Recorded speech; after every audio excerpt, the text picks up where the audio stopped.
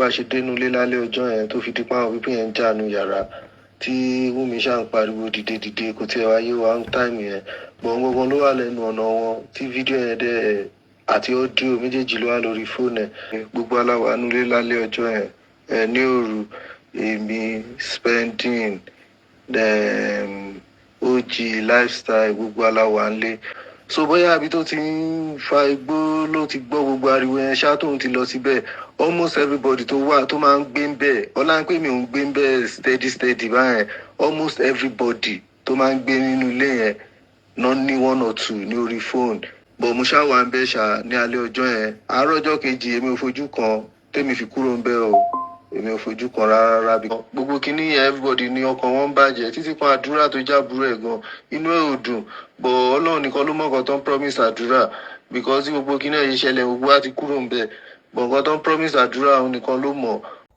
ó lágbára o mi ò mọ ìdí tí àwọn èèyàn kan ṣàṣe dúró I don't know the reason pé ọ̀rọ̀ Mohbad yìí pé àní mọ tó ṣẹlẹ̀ sí Mohbad because bí ìgbà táwọn èèyàn kan tí wọ́n mọ̀ọ́mọ̀ dúró ni pé irọ́ ni àìní mọ tó máa ṣẹlẹ̀ sọ yìí Mohbad now ẹ̀yin èèyàn tí wọ́n á gbọ́ tuntun ó terrible gan o ṣe rí àwọn tó pa Mohbad inú àwọn 15 tí wọ́n wà pẹ̀lú Mohbad tí wọ́n jọ súnlé ìmíì tún ti jáde nù wọn o tó ti jáde o tó ní gbogbo recording bí wọ́n ṣe ń jà nù lé tí wọ́n ń pariwo everything àwọn ní lọ́wọ́ kódà ó sọ débi wípé bí Wùmí ṣe ń sọ fún Mohbad pé dìde bóyá ibi tó ti ń jà tó ti là nǹkan mọ́ lórí I don't know but ẹ̀yin náà ẹ fi ti ara yín gbọ́ gbogbo fọ́nrán yẹn ẹ fi ti ara yín gbọ́ but one of the reasons nǹkan tó sì ń yà mí lẹ́nu dọ̀la ò ní pé gbogbo àwọn tí wọ́n ní wọ́n wà pẹ̀lú Mohbad àwọn 15 yẹn kó tó di pé ó jáde láyé kí ló dé tí wọ́n arrest gbogbo wọn àárín wọn ní ìdájọ́ òdodo wà tá a fi rí ní tó pa Mohbad but tó ń ṣe fi arrest wọn dòní kò yé mi now ọ̀rọ̀ toxicology autopsy result tí wọ́n ṣe àpalùmọ̀dé ọ̀gá àti pathologist àti Mr. Muyiwa bí wọ́n ṣe lẹ̀ dí àpò pọ̀ because to me ó dàbí conspiracy lọ́dọ̀ tèmi ni but mi ò lẹ́jọ́ púpọ̀ tí mo fẹ́ rò kò sẹ́ni tó lọ́wọ́ sí bí gbogbo justice for Mohbad bó ṣe ń dojúrú tó máa lọ láì farapa we see what will happen.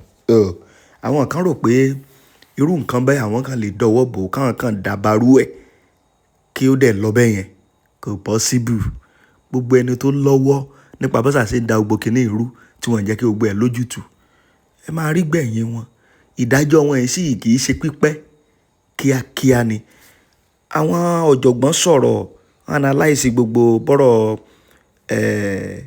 kí náà ń pè toxicology whatever bó ṣe jẹ́ àtoríṣiríṣi ẹ ṣàjájọ wo nítorí mi fẹ́ rojọ́ púpọ̀ ẹ jẹ́ ká jọ wo ẹ ṣe àìpẹ́ láwọn ẹlòmíín náà tẹ bá tún gbọ́ convention eléyìí náà ẹ̀rù ọlọ́run tún bá yín Madam Jesse Bukky ẹ kú iṣẹ́ takuntakun ẹ jẹ́ àjọ wo fọ́nrán yìí. hello ẹ káàárọ̀ ẹ wo ẹjọ́ ẹ má bínú OG tí èmi àti ẹ̀ tá ti jọ plan everything ìgbà tí mo ṣàtúbà sọ̀rọ̀ lálẹ́ àná mi understand kan tóun náà tún wá ń sọ because ọwọ́ ẹ̀ gangan làwọn fídíò yẹn wà gbogbo bá ṣe dénú lé lálẹ́ ọjọ́ yẹn tó fi di pa àwọn pípín yẹn ń jánu yàrá tí Wùmí ṣáà ń pariwo dìde kò tiẹ̀ wáyé wa ń táìmù yẹn gbọ̀ngbọ̀ngbọ̀n ló wà lẹ́nu ọ̀nà wọn. ṣe gbọ́ ṣe rí pé Monday ni Mohbad kú ṣe rí gbogbo kiri ṣe gbọ́ àbí abatu play màá sún padà ó nígbà tí kíní yẹn ṣẹlẹ̀ lálẹ́ ẹjọ́ yẹn tí Wùmí ń pariwo dìde gbogbo kiri mo sẹ́ni sí bàbá Mohbad ìgbé tó gbé lọ fún ṣítù bàbá ò dá mi lóhùn bí yóò ti pé bọ̀dá Muyiwa ni o tán ní kọ́ máa lọ ẹ wá sọ pé àwọn justice mo ní mo ti take a lot of things gbogbo kíní mo sẹ́ni sí bàbá Mohbad màá tún play fún yín now ẹ jẹ́ kí n sọ bọ̀bọ̀ yìí fún yín mi ìbọn bọ̀bọ̀ yìí rí ó kàn wá sínú inbox mi ni ó ní sis mo ti gbàgbé òkè màá lọ wo message mi màá padà wá sọ fún yín ó lóun ṣe driver Mohbad kọ́ ló pera ẹ̀ ó lóun wà pẹ̀lú àwọn tó wà nínú ilé ńjọ́ yẹn ó lóun àtàwọn Mohbad làwọn jọ lọ sí concert àwọn dẹ̀ jọ padà ni so ó wá inbox mi ṣé ń gbọ́ mi ó wá inbox mi ni o ó láwọn ní fídíò táwọn fẹ́ fún mi mo ò dẹ̀ fẹ́ jẹ́ kí fídíò ó ní kí n fóun nọ́mbà mi private number mi gangan mo fún kò ń ṣe public number ṣé ń gbọ́ mi mo dẹ̀ fún nọ́mbà èmi dẹ̀ jẹ́ nìkan gbogbo yín mọ̀ mo hate kí n máa record mi kì í record èèyàn mo dẹ̀ hate kí n máa gbé fóònù sétí so mo like kí n máa transact pẹ̀lú voice ṣé ń gbọ́ mi ẹ jẹ́ kí n máa sọ lọ màá tún wá lọ bẹ̀rẹ̀ láti bẹ̀rẹ̀ so ìgbà tó wá inbox mi nínú inbox Facebook mo wá ní okay kò loud màá loud ẹ̀ máa kó fún sister Comfy àtàwọn critical thinkers wọ́n á lo loudspeaker ẹ tẹ́tí èmi ò ní mi ní loudspeaker bí ṣé ń gbọ́ bọ́ ẹ tẹ́tí yín dáadáa ṣó ti yẹn mo wá fún ní nọ́mbà mi pé kó jẹ́ ká sọ̀rọ̀ lórí WhatsApp so ẹ máa gbọ́ mi ní interfere mọ́ ṣé ń gbọ́ mi ní interfere mọ́ gbogbo audio yìí ni mo send sí bàbá Mohbad mo ní bàbá iṣẹ́ yìí kọ́ lélẹ̀ ẹ lọ fún SAN gbogbo àwọn tó wà nínú ilé yẹn ló jẹ́ kọ́kọ́ gbogbo pé wọ́n pick and choose yẹn àti ìwà justice mo dẹ̀ sọ fún bọ̀dá Muyiwa náà kò kí n ṣe gbogbo èèyàn tí èèyàn bá sọ̀rọ̀ fún náà kò kí n ṣe gbogbo orúkọ tán bá dá náà nìyẹn máa kà kún tẹ́jọ́ ò bá kàn wọ́n wọn ò lè gbé wọn wá sí court that was all I got. ẹ jẹ́ ká ìtọ́jú mi sọ pé mọ́mí Rich Grace àti bàbá nìkan máa ṣe ń sìn bàbá òde lè sọ pé kò sí nǹkan tó kàn wá mọ́ because pẹ̀lú Ọlọ́run àtàwa yìí la jẹ́ ká débi ta délé ni ẹ jẹ́ kí n tún play kí gbogbo yín gbọ́ mi ì ní sọ̀rọ̀ mọ́ so màá máa ṣàlàyé fún yín later ẹ jẹ́ ká lọ bẹ̀rẹ̀ ẹ lo earpiece ẹni tó bá fẹ́ gbọ́ dáadáa ẹ lo earpiece ṣe gbọ́ ẹ lo earpiece so that ẹ lè gbọ́ ẹ jẹ́ kí n tún play ń bọ̀.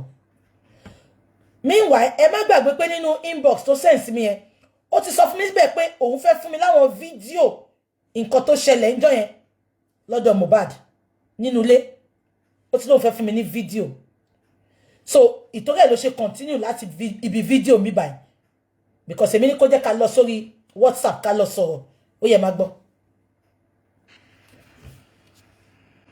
Hello, ẹ káàárọ̀ ẹ wo ẹjọ́ ẹ má bínú OG tí èmi àti ẹ̀ tá ti jọ plan everything ìgbà tí mo ṣàtúbà sọ̀rọ̀ lálẹ́ àná mi understand kan tóun náà tó wá ń sọ because ọwọ́ ẹ̀ gangan làwọn fídíò yẹn wà gbogbo bá ṣe dénú ilé lálẹ́ ọjọ́ yẹn tó fi di pa àwọn pípín yẹn ń jànú yàrá tí Wùmí ṣà ń pariwo dìde kò tiẹ̀ wáyé wa ń táìmù yẹn bọ̀n gangan ló wà lẹ́nu ọ̀nà wọn tí fídíò yẹn dẹ̀ àti ọ́díò méjèèjì ló wà lórí fóònù ẹ̀ èmi dẹ̀ ti ṣàlàyé fún pé èmi máa kúrò Naija last week yẹn o because òun ó fẹ́ move ìyàwó àtàwọn ọmọ ẹ̀ lọ sí Ẹ̀gbá lọ́dọ̀ àwọn parent ẹ̀ next thing tó dẹ̀ tún bá mi sọ ní gbogbo alẹ́ àná tèmi dẹ̀ ń bá sọ̀rọ̀ ó dẹ̀ lóun feel safe gbóhùn gan ní láti kúrò Naija náà kóhùn tẹ̀ tó lè drop anything èmi dẹ̀ understand it because. ó jí nìkan lẹ́ ń gbọ́ ṣe ẹ̀gbọ́n kan tó kù ni ẹ̀gbọ́n kan tí bàbá yìí sọ ni ó ní lálẹ́ ẹjọ́ yẹn táwọn dé láti show which was Monday ni Mohbad kú ó ní lálẹ́ ẹjọ́ yẹn táwọn dé láti show ó ní OG ló wà lẹ́nu ọ̀nà tó record everything ó ní àwọn kan ń gbọ́ tí Wùmí ń pariwo dìde kí náà ń pariwo dìde fún tí ò bá ṣe pọ́n ti pa ọmọ yẹn ó ní àwọn kan ń gbọ́ dìde ókè tẹ bá ń gbọ́ kí lè tẹ bá ń sọ pé ó dárúkọ OG kí ló kèmí pẹ̀lú OG nǹkan tó ń sọ yẹn ní kẹ́jì mú ẹ yẹ ká tún bẹ̀rẹ̀ abẹ́fẹ́ lọ fún tea break ni ẹ jẹ́ ká gbọ́. eléyìí kọ́ ni mo ń sọ mo ń bọ̀. Hello, ẹ káàárọ̀ ẹ wo ẹjọ́ ẹ má bínú OG tí èmi àti ẹ̀ tá ti jọ plan everything ìgbà tí mo ṣàtúbà sọ̀rọ̀ lálẹ́ àná mi understand kan tóun náà tó wá ń sọ because ọwọ́ ẹ̀ gangan làwọn fídíò yẹn wà gbogbo bá ṣe dénú ilé lálẹ́ ọjọ́ yẹn tó fi di pa àwọn pípín yẹn ń jànú yàrá tí Wùmí ṣà ń pariwo dìde kò tiẹ̀ wáyé wa ń táìmù yẹn bọ̀n gangan ló wà lẹ́nu ọ̀nà wọn tí fídíò yẹn dẹ̀ àti ọ́díò méjèèjì ló wà lórí fóònù ẹ̀ èmi dẹ̀ ti ṣàlàyé fún pé èmi máa kúrò. mo pa ní àṣẹ gbogbo ọ̀dájú ogun tó sọ pé òrìè rí ọ̀nà àbáyọ iná Ọlọ́run máa jó wọn dànù. Olúwa rán mi sí gbogbo ẹ̀yin ènìyàn tẹ́ ń gbọ́ mi. Ó pẹ́ tí Hánà ti lọ sí Ṣílò ṣùgbọ́n lọ́jọ́ kan á dá Hánà lóhùn. Ogun wo lẹ́yìn náà là kọjá tó dàbí pé tí ń gbàdúrà tí ò sí ọ̀nà àbáyọ. Ṣé ní ìlú tẹ́ wà ní òkè òkun, ṣé ní Nàìjíríà ni, ṣé lórí iṣẹ́ ni, lórí ọmọ ni, ohun gbogbo lórí ìgbéyàwó ni, ohun gbogbo tẹ́ ń là kọjá tó dàbí ogun. Ẹ jẹ́ a jọ gbàdúrà, ẹ jẹ́ a jọ wá ojú Olúwa. Kò sí tọ́lọ́run ò lè ṣe. Àfi tí yóò bá ti pàdé wòlíì tiẹ̀, òun ló máa dàbí pé kò sí ọ̀nà àbáyọ. Olúwa ló wá rán mi sí ọ wípé àkókò yín ti tó. Ẹ̀rọ ìbánisọ̀rọ̀ tẹ́ fi pè mí láti jọ gbàdúrà papọ̀ kájọ wá ojú Olúwa, kájọ mọ àṣírí ogun eléyìí tó ń jà yín. Òun náà ni +234 7024475427 lẹ́ẹ̀kan sí +234 7024475427. bẹ́ẹ̀ ṣe ń pè mí fún àdúrà lórúkọ Jésù ẹ̀yin náà máa rí ìyanu tí. Naija last week yẹn o because ó fẹ́ mú ìyàwó àtàwọn ọmọ ẹ̀ lọ sí Ẹ̀gbá lọ́dọ̀ àwọn parent ẹ̀. Next thing tó dẹ̀ tún bá mi sọ ní gbogbo alẹ́ àná tèmi dẹ̀ ń bá sọ̀rọ̀ ó dẹ̀ lóun feel safe gbóhùn gan ní láti kúrò Naija náà kóhùn tẹ̀ tó lè drop anything. Èmi dẹ̀ understand it because gbogbo kíní ẹ̀wé ìṣẹ̀lẹ̀ àwọn agbóhùn lè yọjú sí corona ẹ̀ because tábà yọjú sí corona àmọ́ planton ní tábà lọ mọ ibi tí info ti leak ó rí bákan mo dẹ̀ wò pé wẹ́ bóyá tọ́lọ́mbà ṣàbàṣeṣá tó bá ti rí àwọn owó tó lóun ní tó bá ti kúrò Nàìjíríà èmi máa get back sí yín ẹ má bínú tó lọ lọ́hùn mistake ni kò yẹ kí n ṣe contact yín ó yẹ kí n jẹ́ kó nǹkan ti kúrò náà kó ti kọjá sí bíbá yìí kí n tiẹ̀ tó contact yín ẹ má bínú ẹ ṣé.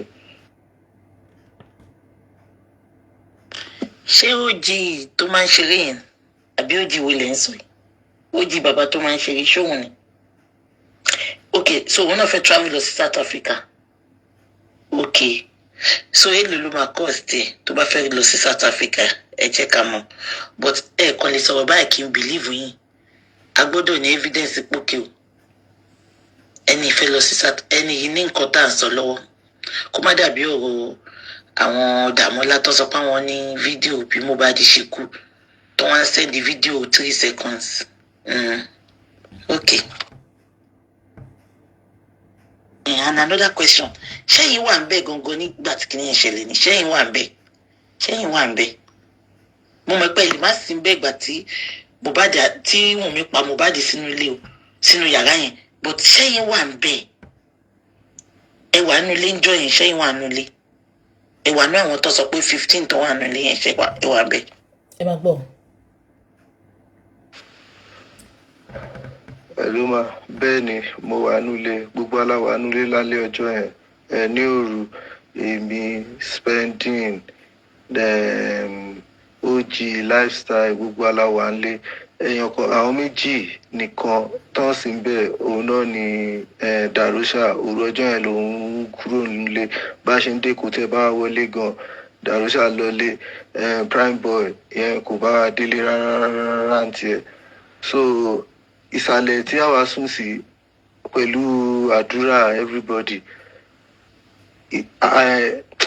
èmi gbọ́ ariwo but normal everybody náà ṣe mọ̀ pé ó normal because wọ́n kò sígbà tán kì í ní issue few times tí mi bá wà ń bẹ̀ most times tí mi máa wà ń bẹ̀ time tí show bá wà because ó máa fún everybody lówó tí gbogbo àbá ti wà ní show yẹn everybody àtẹni tó ti ṣe anything everybody máa gbowó so gbogbo àlàwà ń bẹ̀ so òru ọjọ́ yẹn bá ṣe dé ẹmọ ti rẹ everybody immediately everybody sùn but ó jí yẹn kò ń sùn tiẹ̀ because ó máa ń smoke so bóyá àbí tó ti ń fa igbó ló ti gbọ́ gbogbo ariwo yẹn ṣá tóun ti lọ síbẹ̀ almost everybody tó wà tó máa ń gbé ń bẹ̀ ọlá ń pè mí ò ń gbé ń bẹ̀ steady báyẹn almost everybody tó máa ń gbé nínú ilé yẹn náà ní 1 or 2 ní orí phone the same thing tí àwọn àdúrà àti Dàmọ́lá.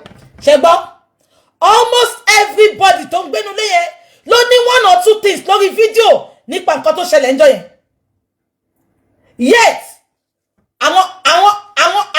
wọ́n ní kí sáàni má ṣe nǹkan kan mo sẹ́ǹdẹ̀ sí bàbá mo sẹ́ǹdẹ̀ mi mọ̀ bí mo sẹ́ǹdẹ̀ sí bọ̀dá Muyiwa bí mo fẹ́nu sọ̀rọ̀ ni mo ní bàbá ṣe gbọ́ ọ́díò tí mo sẹ́ǹdì sá ìgbà tí bàbá bá padà sọ fún mi wọ́n ní kí n bá wọn wá dírẹ́sì àwọn ò mà dírẹ́sì wọn mo ní èmi bàbá mi tí mo gbé UK tẹ̀bá mo ní ṣèbó ní ìgbà tẹ́ ẹ̀rá dírẹ́sì àwọn kan mo ní ṣèbó níbẹ̀ ṣe sọ pé wanted tán mú gbogbo wọn jáde mo ní báwo lẹ ṣe ń pick and choose àwọn tẹ̀ ń kó wá sí inquest mo ní ṣe mọ̀ pé tá a bá ti rí facts and figures gbogbo kíní máa ń lọ Ọlọ́run má jẹ́ kí wàhálà wa já sásán mo ní gbogbo àwọn tó wà ní ilé yẹn ló jẹ́ kọ́kọ́ àwọn tó wà ní mọ́tò tán ní Mohbad is dead kí ló ṣẹlẹ̀ ẹ fi ẹ̀tẹ́lẹ̀ à ń palàpalàpà ìtorí ẹ̀ mo ṣe ń kọ́ láti ìjẹta pé tá a bá rí justice Mohbad náà mọ̀ ipa try best wa kò ń ṣe pé mo fẹ́ give up kò ń ṣe pé ó sú mi gbogbo nǹkan tó ń ṣẹlẹ̀ tí mo lè sọ ni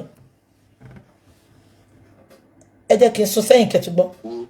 so gbala wà ń bẹ so ọjọ́ yẹn bá ṣe dé ẹmọ ti rẹ everybody immediate everybody sùn but ó jí yẹn kò ń sùn tiẹ̀ because ó máa ń smoke so bóyá àbí tó ti ń fa igbó ló ti gbọ́ gbogbo ariwo yẹn ṣá tóun ti lọ síbẹ̀ almost everybody tó wà tó máa ń gbé ń bẹ̀ ọlá ń pè mí ò ń gbé ń bẹ̀ steady báyẹn almost everybody tó máa ń gbé nínú ilé yẹn náà ní 1 or 2 ní orí phone the same thing tí àwọn àdúrà àti ìdàmọ́lá ẹ̀ náà gbogbo ẹ̀ náà la gbọ́ sí so gbogbo nǹkan tó ń jẹ́ kí ẹrù máa bà ojì náà nìyẹn tó fi ní ask somehow but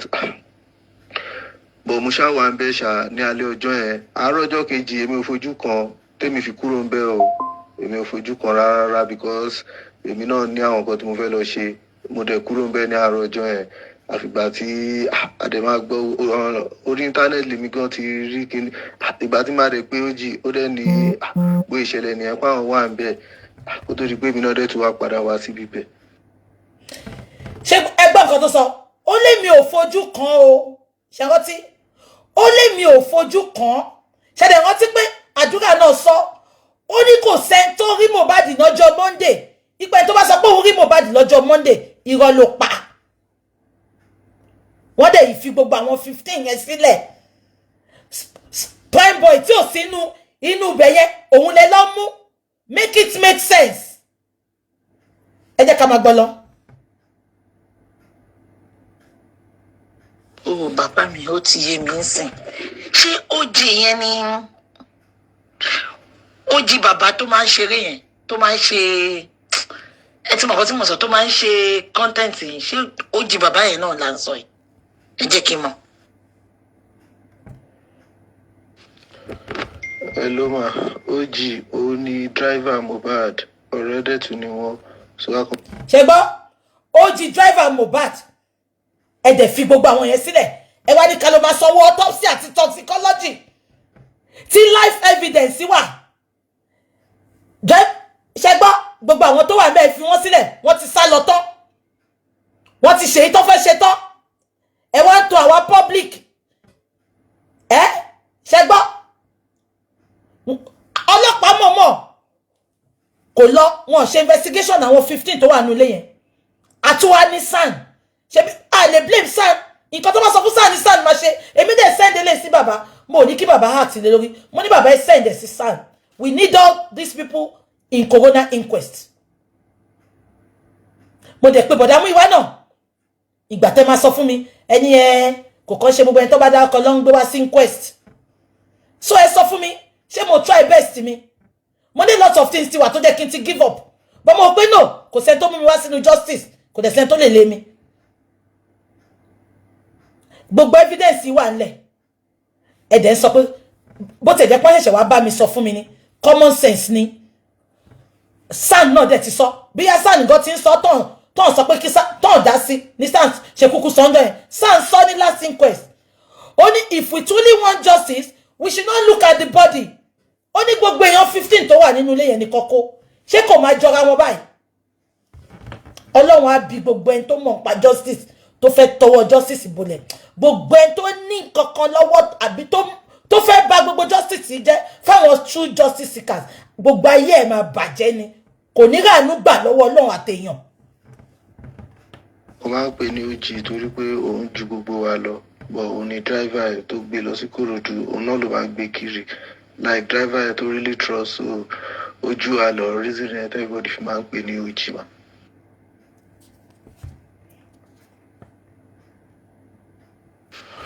so gbogbo ìgbà tán fi lọ sí pàtí yẹn tán fi ń bọ̀ tí tán fi bẹ̀rẹ̀ sí ní issue yẹn gbogbo ìgbà yẹn lòun ṣáà ti bẹ̀rẹ̀ sí ní record gbogbo. ṣé gbọ́ kan tó sọ ó ní gbogbo bàtọ́ tí ń bọ̀ láti party yẹn tó ti ní issue ló ti ń record. So everything is with OG. OG bí tó bá wà tó bá ń gbọ́ mi, tó bá fẹ́ kó gbogbo family ẹ̀ wá sí ìlú òyìnbó, tí wọ́n bá ti ready fún wa ní nǹkan tó fún wa yẹn, wàá wọ̀ lóyìnbó tó ní nothing kobo.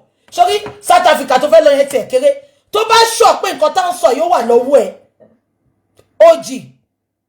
So pé mo ti sọ láì mọye ìgbà. Àbí kò yín ṣẹ́gbọ́n nǹkan tó sọ, ọ̀nà tí ń record láti ìgbà tí problem yẹn ti ṣẹlẹ̀, láti ìgbà tó ti bẹ̀rẹ̀ wàhálà.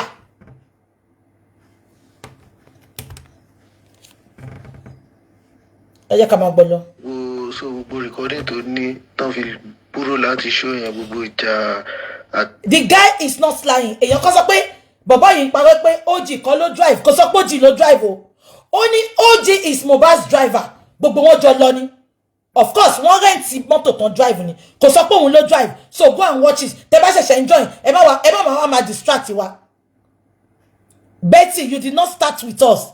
Kò sọ pé òun ló drive. Fine, driver to drive ti wá give you testimony. He said they all went together. He did not kò sọ pé OG ló drive. Ṣé ìfarabalẹ̀ báyìí ná? Ìwọ tó bá máa distract mi máa block ẹ. Ẹ jọ gbogbo èyí tẹ́ ń wò mí. Ṣó sọ pé OG ló drive ni? Monitor ni OG, ó ní driver Mohbad. Ipe gbogbo àwọn làwọn jọ lọ.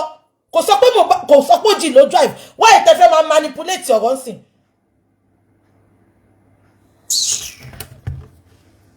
Ẹ máa gbọ́ o. Ó ní regular driver Mohbad ní OG. Kò sọ pé òun ló drive ńjọ́ yẹn. Ṣebí Yorùbá là sọ. Kò ṣáà sórí literate platform láwà yìí ńsìn. Ẹ jẹ́ ká tún bẹ̀rẹ̀ jàre. So gbogbo ìgbà tán fi lọ sí party yẹn tán fi ń bọ̀ tí tán fi bẹ̀rẹ̀ sí ní issue yẹn, gbogbo ìgbà yẹn lòun ṣáà ti bẹ̀rẹ̀ sí ní record gbogbo recording tó ní tán fi kúrò láti show yẹn, gbogbo ìjà àti argument yẹn àti tó ní sínú ilé yẹn, gbogbo yẹn ni èmi àti ẹ̀gbà táwa jọ wà ló wá ṣe wá gbé mi débẹ̀ tí ó yẹ pé everything wà ní mo ṣe wá rí lórí fóònù all those things. Ṣé gbọ́ nǹkan tí bàbá yẹn sọ? Ó ní gbogbo ìgbà tó ń ṣe gbogbo ẹ̀ bàbá, ẹ jẹ́ kí n tún play. Èmi gan ò rí nǹkan kan mọ́, ẹ jẹ́ ká tún play kẹ́tù gbọ́. So gbogbo ìgbà tán fi lọ sí party yẹn tán fi ń bọ̀ tí tán fi bẹ̀rẹ̀ sí ní issue yẹn, gbogbo ìgbà yẹn lòun ṣáà ti bẹ̀rẹ̀ sí ní record gbogbo recording tó ní tán fi kúrò láti show yẹn, gbogbo ìjà àti argument yẹn àti tó ní sínú ilé yẹn, gbogbo yẹn ni èmi àti ẹ̀gbà táwa jọ wà ló wá ṣe wá gbé mi débẹ̀ tí ó yẹ pé everything wà ní mo ṣe wá rí lórí fóònù all those things. Èmi dẹ́ni tó bá lè sọ̀rọ̀ kó sọ̀rọ̀, ó dẹ́ lóun lè sọ̀rọ̀ as long as tóun ní security tóun wá around tó yẹ pé tán bá dẹ̀ mọ̀ pọ́wọ́ òun ní information yẹn ti jáde, òun mọ̀ nǹkan tán ó lè ṣẹlẹ̀ sóhun. So èmi dẹ́ understand ẹ̀rù tó ń ba òun náà because tó bá jẹ́ èmi náà ni tèmi náà ṣe máa feel nìyẹn. Ṣé ti gbọ́ yẹn?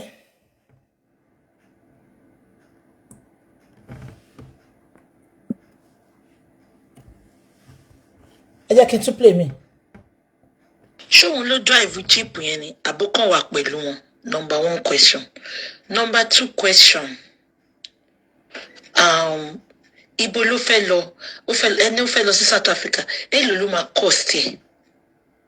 Èló ló máa cost ẹ̀? Ẹ jẹ́ kí n mọ̀. Ṣé nǹkan tí mo sọ yìí? Ẹ jẹ́ kí n mọ̀. Èmi náà understand.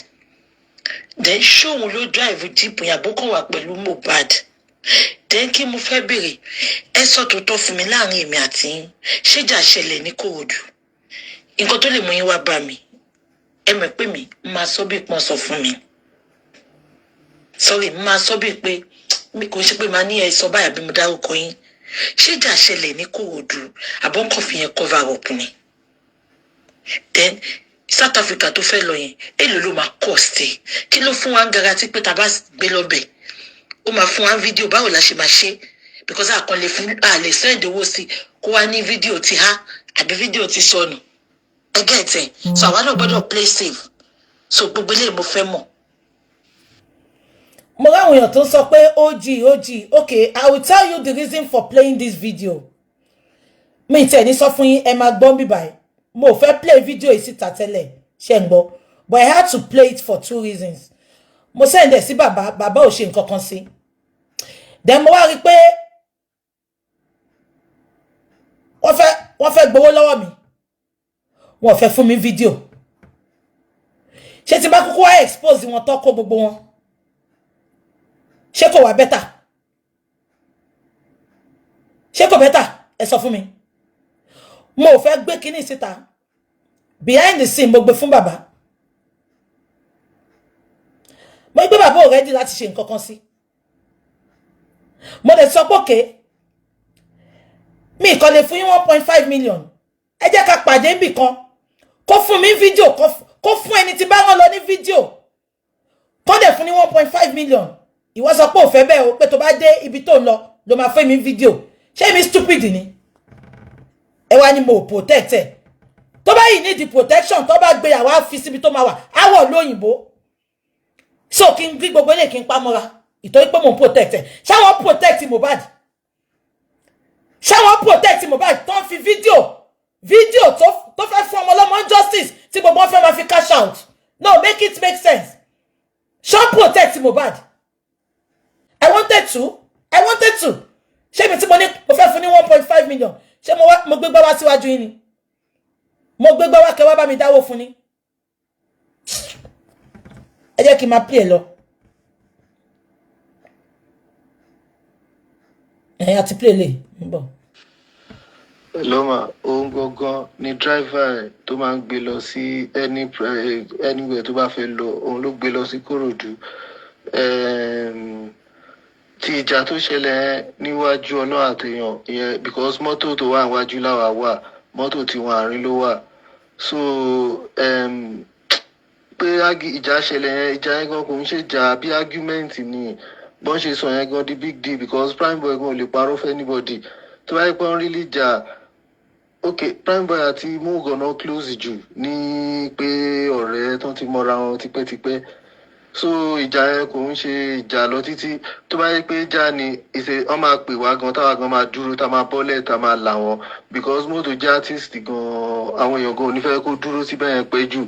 So ti ìjà yẹn ń ṣe big deal.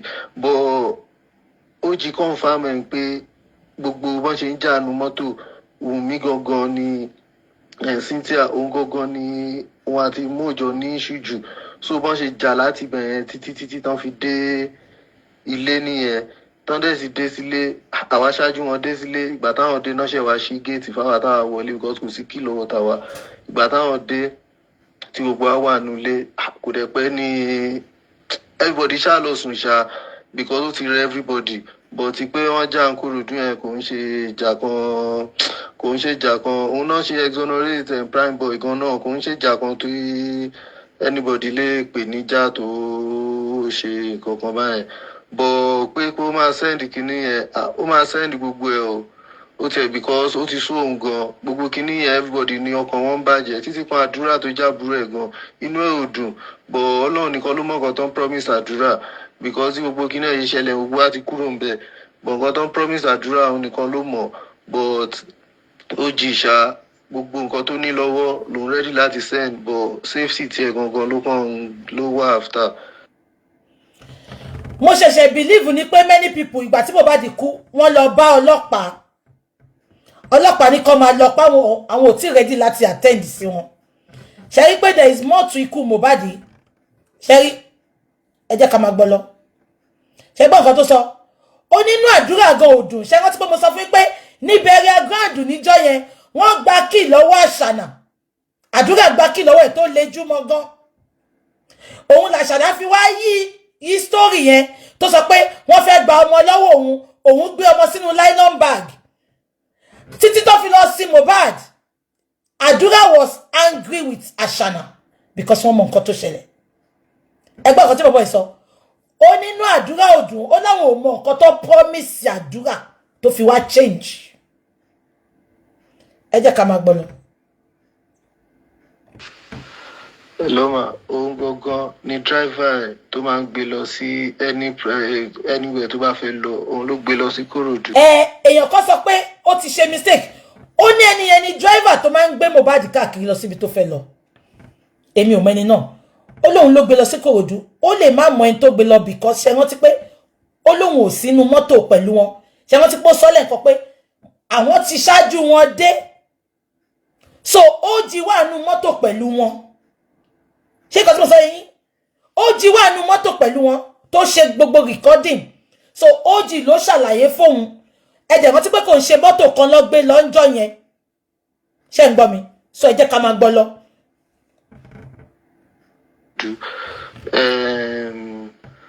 Tí ìjà tó ṣẹlẹ̀ níwájú ọlọ́run àtẹ̀yàn ìyẹn because mọ́tò tó wà níwájú láwa wà mọ́tò tí wọ́n àárín ló wà so. ṣètìgbó ti ṣàlàyé sìn.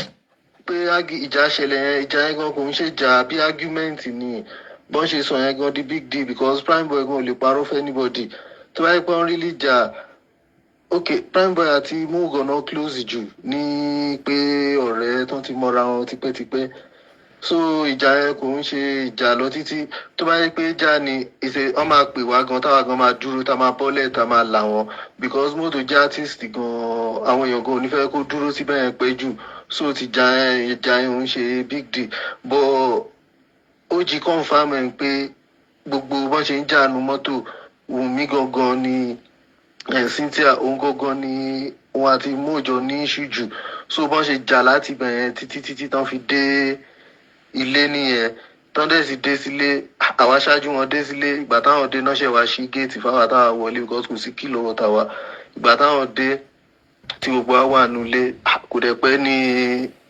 everybody ṣá lọ sùn ṣá because ó ti rẹ everybody but ti pé wọ́n já Ìkòròdú yẹn kò ń ṣe ìjà kan òun náà ṣe exonerate prime boy gan náà kò ń ṣe ìjà kan tó anybody lè pè níjà tó ṣe. ó jì kan ló drive ó lè ṣe mistake yẹn because ó sọ pé òun ò sínú mọ́tò pẹ̀lú wọn. ó tiẹ̀ because ó ti sú òun gan gbogbo kinní yẹn everybody ní ọkàn wọn ń bàjẹ́ títí kan àdúrà tó jábúrò ẹ̀ gan inú ẹ̀ ò dùn but Ọlọ́run nìkan ló mọ̀ nǹkan tó ń promise àdúrà because tí gbogbo kinní ẹ̀ ṣẹlẹ̀ gbogbo wa ti kúrò ń bẹ̀ but nǹkan tó ń promise àdúrà òun nìkan ló mọ̀ but ó jì ṣá gbogbo nǹkan tó ní lọ́wọ́ lòun ready láti send but safety tiẹ̀ gangan ló wà after.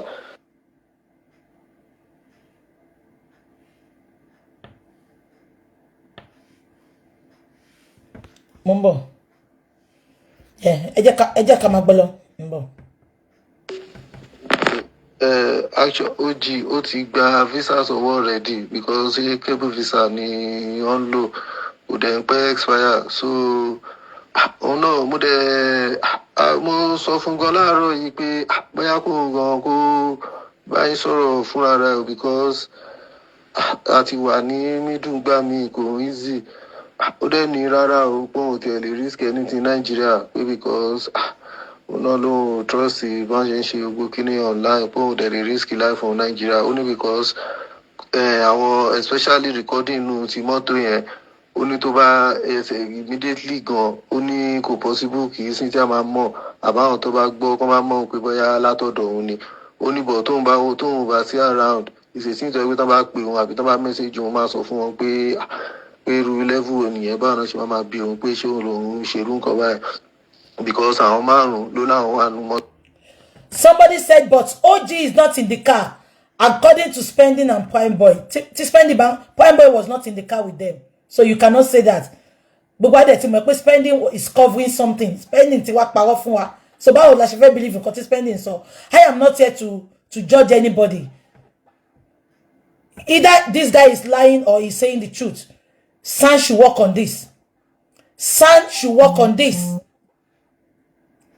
Àbíkò yé yín? Mọ́tò. So anybody ni ó lè record or kó jẹ́ pọ́wọ́ anybody ni recording ti lè jáde. Ó ṣáà because ticket gan sìn òun ó fẹ́ wá dúró ni àwa náà dé la máa lọ pàdé ẹ̀ tó bá dé ọ̀dọ̀ wa náà ló máa dé sí torí ẹlẹ́mi náà yìí ṣáájú èdè síbí báyìí so tíkẹ́ẹ̀tì ẹ̀ ìyẹn máa kọ́ ọ̀sẹ̀ bóyá bí 1 million naira gbogbo nǹkan tó ṣáà nídìí ṣáà gbogbo àti màtẹ́jọ sọ̀rọ̀ lálẹ́ àná àtàárọ̀ ṣáà ló ní bí 1.5 million naira because tíkẹ́ẹ̀tì ó máa ra return na everything so bí gbogbo ẹ̀ ṣe jẹ́ nìyẹn wà. Ẹ máa gbọ́. Kò ṣe 1.5 yẹn ní issue tèmi ní sìn ni pé báwo la ṣe máa gba nǹkan tó wà lọ́wọ́ ẹ̀ because a lè fún 1.5 ká wá gbọ́ story so ibo la ti máa meet ní middle end ibo lòun wà tó lè kówó fún ó ti yẹn a máa at least òun wà Naija ẹnìyàn wa bá arówó báyìí eléyìí ò dẹ̀ ṣọpọ̀ ọlọ́pàá máa mú trust me arówó báyìí ẹnìyàn wa bá arówó òun arówó á dẹ̀ fi gbogbo nǹkan ta ní ìdíwọ̀n wá tó lè lead wa lọ sí nǹkan tó ṣẹlẹ̀ because àwọn ò fẹ́ bí ẹbí wa ń sàlẹ̀ akọ̀ǹgbáriwo at least àmọ́ ẹ̀pọ̀ èèyàn lè má sí bẹ́ẹ̀ life but at least irú ìgbà tó ń gbé Mohbad bọ́n sálẹ̀ ṣé Mohbad ti kú ó kẹ́ sọ pé yóò sí bẹ́ẹ̀ anyway but àwọn nǹkan tó ṣáà jẹ́ good evidence so ẹni ẹnu àríbá ẹ̀ wá dẹ̀ kówó fún òun náà kó gbogbo ẹ̀ fún wọn so show work bẹ́yẹn so nǹkan tẹ́mi fẹ́ mọ̀ nìyẹn. ẹ máa gbọ́ ọ. ẹ̀wọ̀n mà ó sọ pé rárá o ó lóun ò lè ṣe yẹn o ó ní the only thing tóun tún lè ṣe ni bóyá tóun bá book ticket òun tán as in because tó bá ti book ticket ẹ̀ bóyá ọ̀la àbọ̀túnla ṣáá ló lóun fẹ́ kúrò ó ní bóyá ní ẹlẹ́wálé pàdé òun ní Ìkẹjà ṣá o but according to him ṣá ó ní tóun bá dé bíbá yìí pé òun ò tẹ̀lé take gbogbo risk báyẹn ṣá so ẹ má bínú bóyá tó bá fáìn ìwé ààrẹ dé bíbá yìí anything tá a bá dẹ̀ wá figure out nígbà yẹn ó sì lè get back sí yín padà but ó lóun ò lè ṣe yẹn ṣá but so bóyá tó bá ṣá dé bíbá yìí anything tó bá wá ṣá jẹ́ kẹ́ mọ̀ later àti anything bá wà ẹ ṣe wà. ṣe ti gbọ́ now ṣẹ́rí èmi ò sọ pé mi fún ọ ní 1.5 ṣó ti yẹn mi sọ pé mo fún ọ ní 1.5 but ẹ fẹ́ gba owó mi ẹni tẹ́ bá dé South Africa lẹ máa fún mi ní fídíò ẹ get so kí ni problem mi sì ni pé gbogbo àwọn 15 tó wà ń bẹ̀ yẹn bọ̀bọ́ yìí ti confirm pé ṣàṣàlẹ̀ tí ò ní fídíò lọ́wọ́ nínú àwọn so kí ni wọ́n fẹ́ máa fi fídíò yìí ṣe ok ẹ fẹ́ fún wa fídíò mo ti sọ pé jẹ́ ká rí nǹkan kí n fún ẹ oníkèmí fún yín lówó ok mo dẹ̀ rí pé àwọn people yóò ready láti work mo dẹ̀ secretly mo send kíní àbíkò yẹn mo send kíní sí bàbá mo dẹ̀ sọ fún bọ̀dá Muyiwa náà but mi robot ti today mo robot fún Odúmọ̀ṣù sorry mi robot fún Wahab kí ni wọ́n fẹ́ fàyọ láti fi buttress ọ̀rọ̀ tí mo sọ ni pé ṣé wọ́n ti pé mo kàn kankan lẹ́ǹkan mo ní a lè mú ẹṣin dé odò àbí kò yé yín but a lè force àbí kò yé yín but a lè force ẹṣin kó mọ mi mi ní nọ́mbà sand mi ìdẹ̀fẹ́ ní mi kì í bá sand sọ̀rọ̀ directly is that uncle Muyiwa àbí bàbá so tá bá wá rí àwọn evidence báyìí mo kàn máa sọ nǹkan kan fún gbogbo àwa táwọn justice lẹ́ni Ọlọ́run ò ní sọ̀kalẹ̀ wá ràn yàn lọ́wọ́ èèyàn ló máa rán síyàn tẹ́ bá feel pé I know there's nothing prayer cannot do Sanu ti sọ statement kan ó ní body kan ló máa fún wa ní justice ó ní tá bá fẹ́ true justice ó ní kọ́kọ́ gbogbo àwọn 15 tó wà nílé ẹ dẹ̀ má gbàgbé pé kan náà àwọn boys tó wà nílé yẹn ti sorry màá ní káàntì kan fi bá mi wá fídíò yẹn ṣé ń gbọ́ mi bọ̀bọ́ yẹn sọ́njọ́ yẹn pé kọ́kọ́ gbogbo àwọn táwọn wà nílé ẹ bá mi dìyẹn mú number 2 ẹ rántí gbígbà tó interview Naira Marley ìgbà tó ṣe video interview nínú court the last thing tí she to be ni pé kí ni wọ́n feel pé ó pa Mohbad ó lóun ò mọ nǹkan tó pa Mohbad o ipe but tó bá fẹ́ mọ nǹkan tó pa Mohbad kọ́kọ́ gbogbo àwọn tó wà nílé so why ta ṣe ń pick and choose àwọn tá ń pè wá sí corona why ta ṣe ń pick and choose àwọn tá fẹ́ yẹ kó sọ̀rọ̀ why can't they pack all those 15 ṣó dìgbà tó bá lọ tán ṣé fẹ́ gbọ́ ká lè sọ nípa tèmi pé mo ṣe ìwọ̀n tí mo lè ṣe ṣé ń gbọ́ mi ó jẹ́ tòótọ́ ó jẹ́ rọ́ ìlú yìí ṣé fẹ́ gbọ́ ìlú yìí ṣé ń gbọ́ mi àìmọye fake calls táwọn èèyàn máa ń pe ọlọ́pàá kò sí bó ṣe lè worst tó ọlọ́pàá máa yìí wá kó jẹ́ pé bó ṣe máa ń pè wọ́n lójoojúmọ́ nìyẹn ọlọ́pàá yìí máa wá ìtorí ijọ́ tó bá jẹ́ òótọ́ àwa kọ́ la máa sọ pé irọ́ làwọn eléyìí ń pa àwa kọ́ la máa sọ pé ẹ má jẹ́ ká ka nǹkan tó ń sọ ká má kà á kún ṣé ń gbọ́ àbẹ́ gbọ́ ẹ jẹ́ kí sànù kó ṣe yẹn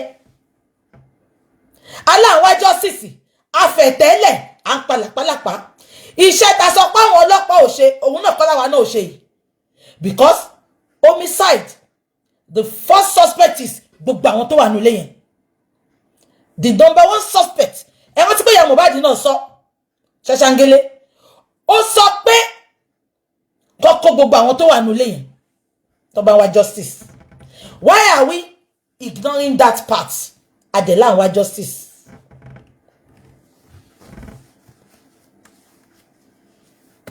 no ẹ sọ fún mi mo ṣẹ̀ṣẹ̀ gba audio ni o 2 weeks ago àbí last week ni mo gba audio yìí tí n bá lọ wo ní message mi kí olórí burúkú yín má sọ pé mo ti tọ́jú audio sọ́wọ́ ti pẹ́ bí ṣe gba audio yẹn máa fi wọ̀nyí ẹsẹ̀kẹsẹ̀ mo forward sí bàbá Mohbad ó dẹ̀ mo forward sí bọ̀dà Muyiwa náà máa check mo forward sáwọn méjèèjì because I don't want to put it out ipe kan lọ ṣe investigation lé lórí mo sọ débi pé bọ̀bọ̀ yẹn a máa fún ní protection èmi rẹ̀ tó sọ pé tàdúrà tí Mohbad bá ready lẹ́nìí òun á work visa and everything wọn ní san penny tó dẹ̀ máa níwèé bó jẹ́ London ló fẹ́ lọ bó jẹ́ America yes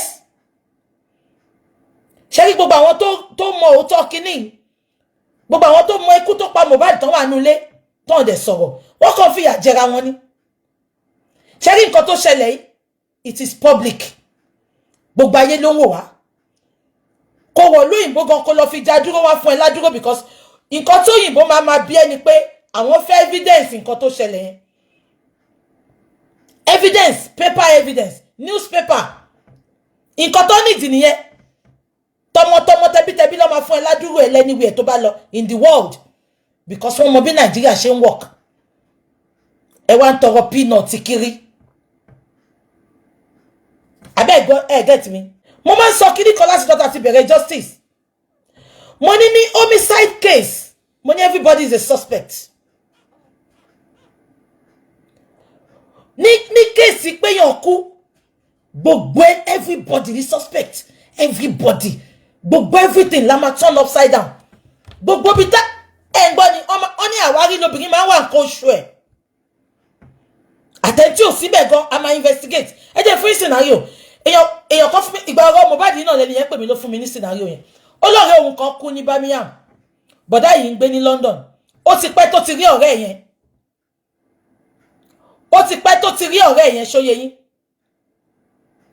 ìgbà tó ọ̀rẹ́ yẹn kú Italy ẹ̀ lọ sọ pé ó kú sí ìgbà tó máa ṣe investigation Birmingham lẹ́ni ikú sí o wọ́n rí fídíò pé ọ̀rẹ́ ẹ̀ mọ̀ ń pa ẹ̀ o but wọ́n yìí lọ bá ọ̀rẹ́ tó wà ní London tó ti ríra over 10 years wọ́n yìí lọ bèrè lọ́wọ́ ẹ̀ pé ìgbà wo ló rí gbẹ̀yìn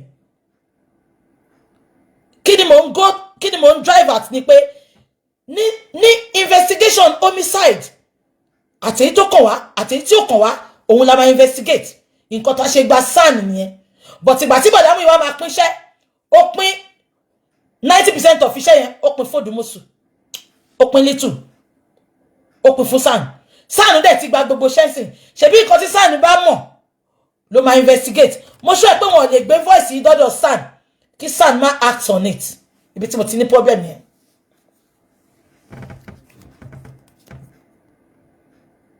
ẹ ó lè jẹ́ photographer kó máa drive náà ẹnìkan sọ pé ó jí is Mohbad's photographer ó lè jẹ́ photographer kó máa drive Mohbad náà ìyẹn kọ́ ni bone of contention mi sìn please bone of contention mi ni pé voice note yìí kò ń ṣe rọ́ ẹ̀gbọ́n kan tó sọ ni voice note yìí ò ń ṣe rọ́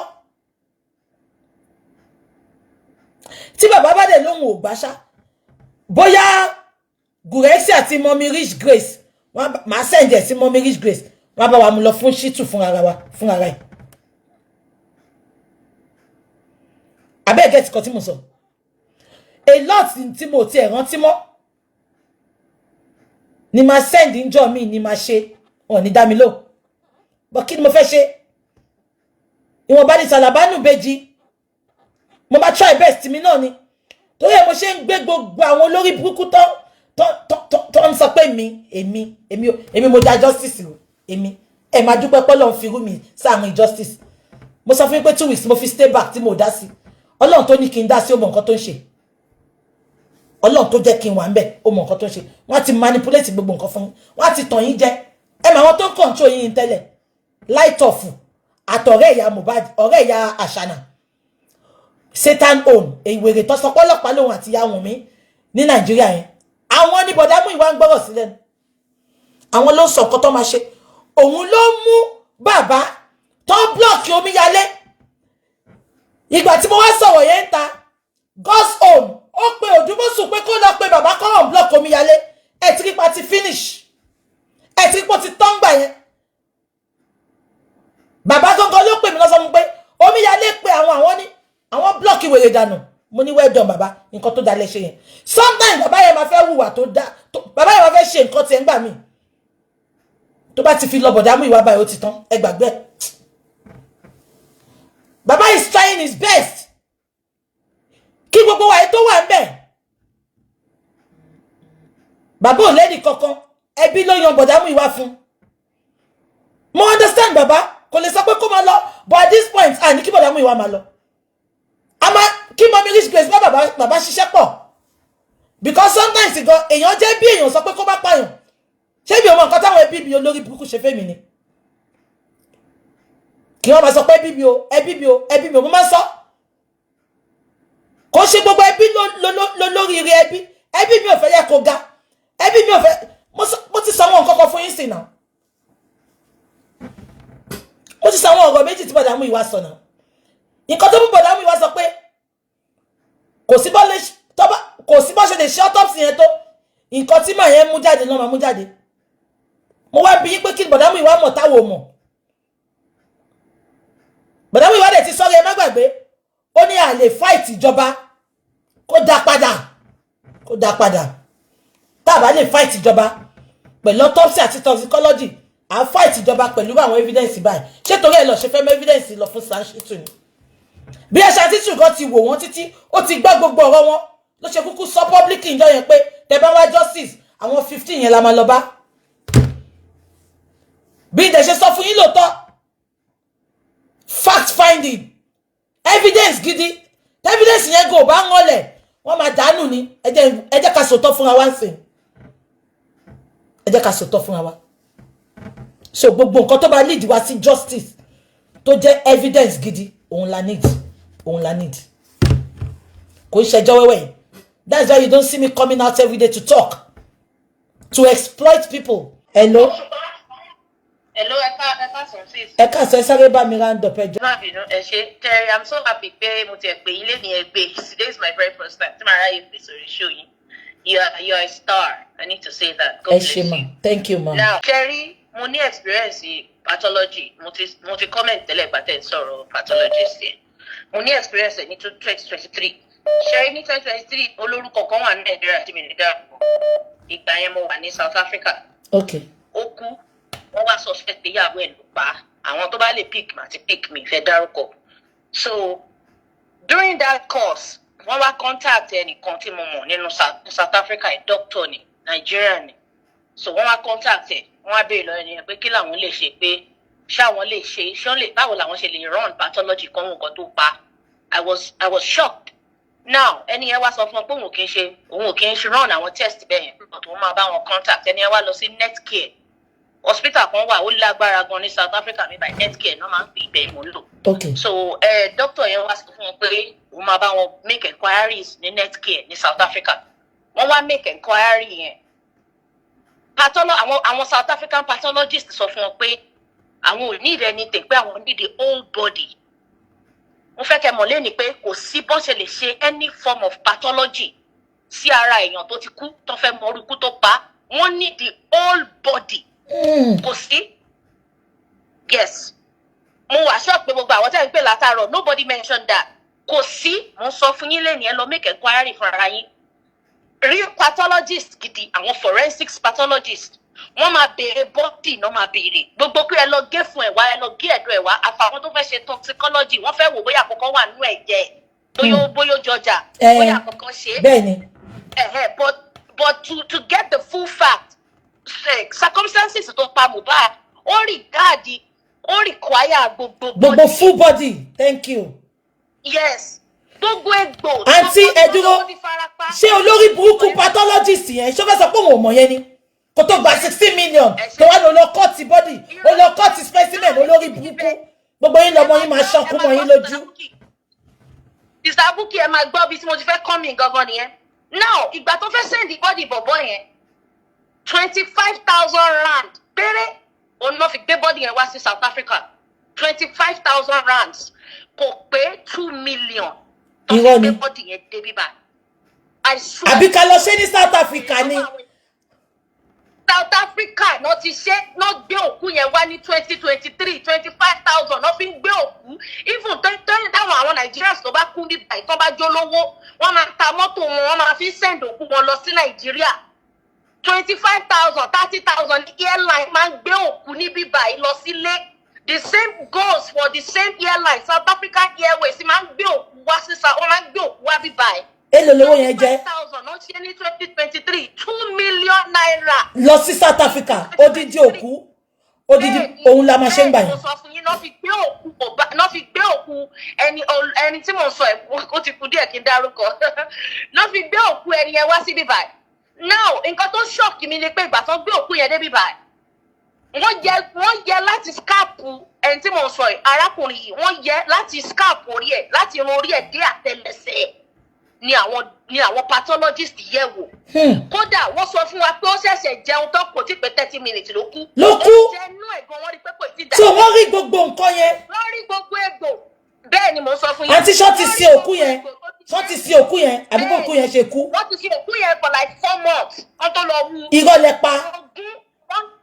Fact ni I'm telling you the straight up fact. Ọ̀rọ̀ ogún ẹ̀ náà jà sí. Tó fi di pé adẹ̀ máa wú òkú yẹn fẹ́ mọ̀ kó tó ti wá pa.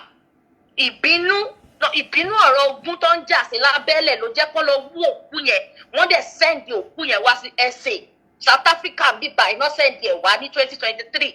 25,000 lọ fi gbé dé bíbá ìgbà tó ń dẹ̀ gbé dé bíbá gbogbo test nǹkan kan tó ṣe kò wọ́n 50,000 rands. So wọn ò ná 7 million, wọn ò ná tó 8 million tó fi parí gbogbo ẹ̀ pátá. Àwọn pathologist, South African pathologist, àwọn òyìnbó ni àwọn ló ṣe gbogbo kinní yẹn. In fact, wọ́n ṣọ́ọ̀kì mi ìgbà tó tún sọ débì kan. Wọ́n jẹ́ ká mọ̀ pé ó ti kú 12 hours ago. Wọ́n jẹ́ ká mọ̀ pé wọ́n la nǹkan mọ́ lórí ló pa torí wọn ò rí sáìn kò sí egbò lára ẹ̀. Irọ́ lẹ pa. Ìgbà táwọn pathologist fa irun orí ẹ̀, òun ló ń sọ mo ti fẹ́ pè yín látàárọ̀. Àwọn pathologist South Africa yìí wọ́n fa gbogbo orí ọ̀gbẹ́ni yẹn, wọ́n dán orí ẹ̀. Wọ́n la ibẹ̀ náà ti rí lacerations. Àwọn bí àpá bí ìgbà kí nǹkan ńlá kéèyàn forí gbá kí nǹkan ńlá. Ibẹ̀ náà ti rí ní orí ẹ̀, ibẹ̀ náà ti rí pé ojú oorun. Wọ́n tún detect, South African pathologist tún detect pé ojú oorun gan ló wà tí wọ́n ti la nǹkan mọ́ lórí. Wọ́n mì pé inú ilé ló ti ṣẹlẹ̀, ó ń sùn lọ́wọ́ ni. Wọ́n wá fọ̀, wọ́n wẹ̀ fún wọn nu ẹ̀jẹ̀ yẹn. Ìyàwó wa nílé sọ pé ògbóge bá a nìyí ó sùn ni kò jí mọ́. Àwọn yẹn dẹ̀ wò pé ọ̀dẹ̀ régbò lára ẹ̀ lóòótọ́ wọ́n bá ṣe lọ sí nìyẹn. But ìgbà tí ọ̀rọ̀ ogun wa délẹ̀ pé báwo la ti fẹ́ share will and everything, òun ló jẹ́ kí wọ́n tẹ̀sẹ̀ bọ́ pé a dẹ̀ máa wú òkú yìí. Àìlówó lọ́wọ́ wọn ló dà kí wọ́n ṣe send ẹ̀ wá sí South Africa ní time ìgbà yẹn ní 2023 ló fi check gbogbo body náà béèrè. Kò sí pathologist tó máa sọ pé ẹ lọ gé fún wa bí ẹ̀dọ̀ wa. And the reason is this, wọ́n máa ń tọwọ́ bọ ọrùn nǹkan bẹ́ẹ̀ yẹn, wọ́n lè change part ara ẹ̀. Now òkú tó ti kú ojú ẹ̀ máa ti change, kò lè jọ Mohbad mọ́ nígbà tí Mohbad wà láyé, gbogbo picture ẹ̀ tẹ́rì yẹn kò ní jọ mọ́. So wọ́n lè gbé òkú mi tó jọ kán ní oyè ẹ máa gé fún ẹ máa gé ẹ̀dọ̀ ẹ̀ wọlé. Wrong result náà máa mú jáde, òkú yẹn ò lè jọ mọ́ láíláí. Skin ẹ̀ máa ti dúdú, skin ẹ̀ máa ti yàtọ̀, ojú ẹ̀ máa ti yàtọ̀, face ẹ̀ máa ti change. So wọ́n ní ìdí gbogbo bọ́ọ̀dì ẹ̀ kan gbé wá, wọ́n dẹ̀ ṣe gbé wá nìyẹn ní 25,000 wọ́n fi gbé wá ní 2023. Òun náà gbé òkú ẹ̀ nìyẹn wá sí South Africa bíbáyìí. tó fi wá check ara ẹ̀ wọ́n dẹ̀ detect pé lacerations wà lórí ẹ̀ kíní yẹn ló pa wọ́n tún rí àwọn àpá eyín lára ẹ̀ which means pé wọn àti ìyàwó ẹ̀ máa ń jà dáadáa àwọn eyín tó ti gé jẹ bóyá bí èyí ègbò. tí ò tẹ̀ ń ṣe fresh eyín. tí ò ń ṣe fresh eyín àwọn egbò tó ti ní tipẹ́tipẹ́ àwọn egbò 3 years ago 2 years ago gbogbo ẹ̀ náà rí lára ẹ̀ pátá. wọ́n mọ oúnjẹ tó jẹ kẹ́yìn ìyẹn ló yà mí lẹ́nu jòkó tó ti kú for like 4 months tí wọ́n ti sin. oúnjẹ yẹn sì wà nínú intestines ẹ̀ wọ́n sọ irú oúnjẹ tó jẹ pàápàá. wọ́n rí grains nínú ẹ̀ so they could detect maybe nǹkan bíi rice ló jẹ gbẹ̀yìn. It was still in his stomach. So gbogbo nǹkan tí gbogbo pathologist tó ń gba 16 million yẹn wọ́n kàn fi gbà gbogbo yín ni. òyìnbó máa ń sọ. àǹtí mi wọn ò dẹ̀ tún gbé lọ o wọn ò dẹ̀ tún gbókùú lọ o specimen ló kàn lọ bá wa mú o ní mọ́ṣúárì tó gba 16 million. ó sọ wípé kò sí irọ́ ní nàìjíríà ló wà kò sí pathologist kankan nílùú òyìnbó tí ò ní fojú rí bọ́ọ̀dì ẹ̀ irọ́ pátápátá ni bàbá láàárọ̀ ni àwọn pathologist gidi tó ń gbóná tó yẹ pé forensics níṣẹ́ wọn they need the whole body nǹkan tó ti ṣẹlẹ̀ sí mi rí tó ti ṣe family member ní mo ilé tí mo sọ yìí òun ló jẹ́ ká mọ̀ pé that's the way it works so ìgbà tẹ́yìn sọ ti yẹn mo rántí there was a time ago bóyá bí last month ni mo pe doctor yẹn tí mo sọ fún ọ pé ẹ gbọ́ ẹni wọ́n mà náà fẹ́ ṣe pathology ẹnìkọ̀ọ̀kan báyìí ní nàìjíríà wọ́n náà fẹ́ gé ẹ̀dùn ẹ̀ wọ́n ní àwọn understand mo ní àwọn fẹ́ gé fún ẹ̀gẹ́dẹ̀ wọ́n ní no they need the whole body. ẹ̀yin ò ṣe ti pè mí ṣe ti pè mí ìgbà tá ti ń sọ̀rọ̀ ipa fẹ́ ṣe pé kẹtẹ ẹ̀ sọ fún mi. kì í easy àti get in touch pẹ̀lú ẹ má bínú mi dẹ̀ pé yín this is my first time so wọ́n kàn fi gbà yín ni kò sí pathologist kankan nílùú òyìnbó tó fẹ́ ṣe full body forensics náà máa ń ṣe kókù they need that body. gbogbo ìtàn sọ yẹn rubbish ni tó bá jẹ́ pé wọ́n gbé wá sí South Africa bí lásán ni ẹ ti máa mọ nǹkan tó ṣe ti pẹ́. àdẹ̀rọ ọdúnmọ́sùn ò ní sóríire o àti ẹ̀rọ débẹ̀. wọ́n tún ya wèrè kankan nínú ẹsẹ̀ wọ́n máa ń ṣe fídíò there is a video tó bá ṣe surgery bíbá ẹ̀ kó máa register pé I want the video of my surgery so gbogbo fídíò bó ṣe yọ fún ẹ tó ṣe gé tó ṣe lanú ẹ tó ṣe yẹ apá ẹ̀wò tó ṣe yẹ etí ẹ̀wò tó ṣe yẹ orí ẹ̀wò gbogbo ẹ̀ pátá ló ṣe sí fídíò tí gbogbo ẹbí wò live and direct. wọ́n wá ń kóòdù eléyìí fún wa bọ̀dá yẹn wọ́n láwọn gbéṣẹ́ fún professional àwọn ò dá sí àwọn ò fẹ́ dá sí. ọ̀sán wà ní dín olójẹ́ kí n sọ fún yín pé there is something wrong with that thing the fact that pé ní ẹ tẹ̀ ní kẹ́ má dárúkọ òun is wrong. àwọn big hospitals wà bí tẹ máa gbé wá government hospital lásán ní South Africa wọ́n máa gba òkú yẹn bíbá wọ́n máa tọwọ́ bọ̀ wọ́n máa yẹ gbogbo ara Mohbad wọ́n máa gbọ́ nǹkan tó ṣẹlẹ̀ sí. now ẹ jẹ́ kí n sọ kọ́kọ́ fún yín I want to plead with you ṣẹ́rí tó bá máa ṣe DNA ọmọ yẹn kọ́ tẹra mọ́ ni o because all these people have been bought ẹ ti sọ kọ́kọ́ lẹ́ẹ̀pẹ́ any there's nobody without the price everybody has been bought nobody to be trusted at this point. bàbá yẹn gbọ́dọ̀ tẹsán ọmọ kò gbọ́dọ̀ lùsọ ọmọ kó lùsọ ogún ọmọ ẹ̀ kò gbọ́dọ̀ pàdánù ọmọ kó pàdánù ogún.